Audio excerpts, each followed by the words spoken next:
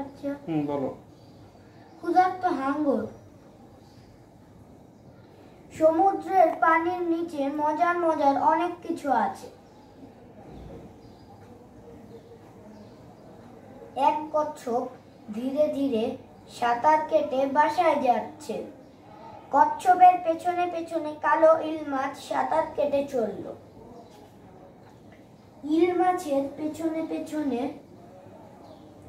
Octopus সাঁতার কেটে চলল। অক্টোপাসের পেছনে পেছনে জেলি মাছ সাঁতার কেটে চলল। জেলি মাছের পেছনে পেছনে নীল মাছ সাঁতার কেটে চলল। নীল মাছের পেছনে পেছনে এক ক্ষুধার্ত হাঙ্গর তাড়া করল। ক্ষুধার্ত হাঙ্গর আসছে টের পেয়ে কচ্ছপ গিয়ে লুকালো বালুর ভেতর। ক্ষুধার্ত হাঙ্গর আসছে টের পেয়ে ইল মাছ গিয়ে লুকালো বড় একটা পাথরের আড়ালে। ক্ষুধার্ত হাঙ্গর আসছে টের পেয়ে অক্টোপাস গিয়ে লুকালো ঝোপের আড়ালে। ক্ষুধার্ত হাঙ্গর আসছে টের পেয়ে জেলি মাছ গিয়ে লুকালো প্রবালের আড়ালে। ক্ষুধার্ত হাঙ্গর আসছে টের পেয়ে নীল মাছ গিয়ে লুকালো একটা শামুকের আড়ালে।